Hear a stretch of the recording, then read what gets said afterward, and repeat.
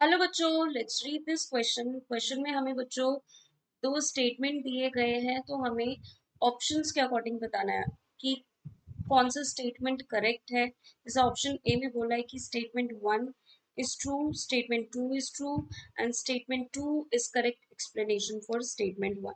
ये ऑप्शन में बोला है statement one is true, statement two is true and statement two is not the correct explanation for statement. Option C में बोला गया है statement one is true and statement two is. Option D में बोला गया है statement one is false and statement two is true. तो बच्चों हमें करेक्ट ऑप्शन टिक करना है। स्टेटमेंट वन में बोला गया है बोरॉन फॉर्म्स ओनली कोवलेंट।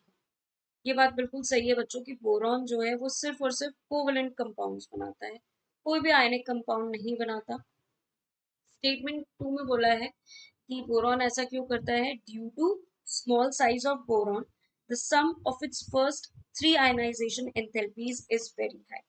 तो स्टेटमेंट टू में बोला गया है कि उसका स्मॉल साइज होने की वजह से, बोरॉन का स्मॉल साइज होने की वजह से जो उसकी शुरुआत की तीन आयनाइजेशन एंथैल्पी है वो बहुत ज्यादा हाई होती है।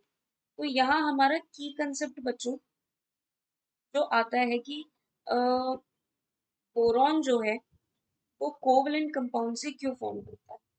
तो पहला रीजन है स्मॉल साइज।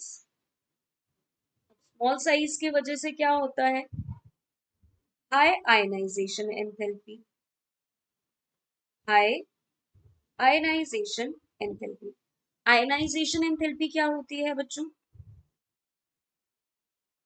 आयनाइजेशन एंथैल्पी होती है it is the minimum amount of energy, minimum amount of energy required to remove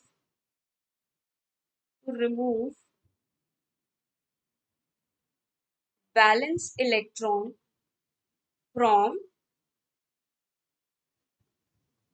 neutral isolated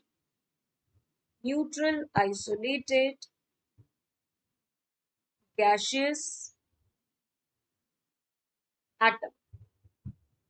मतलब ये वो मिनिमम अमाउंट ऑफ एनर्जी है जो हमें चाहिए होती है ताकि हम इलेक्ट्रॉन को उसके वैलेंस शेल से, किसके वैलेंस शेल से, एक न्यूट्रल आइसोलेटेड गैशियस एटम के वैलेंस शेल से रिमूव करा सके। ठीक है, तो अब अगर साइज छोटा होगा तो यानी कि साइज छोटा होने की वजह से क्या होगा, न्यूक्लियर पुल जो है वैलेंस इलेक्ट्रॉन पर ज्यादा होगा यानी कि हाई आयनाइजेशन एनर्जी चाहिए।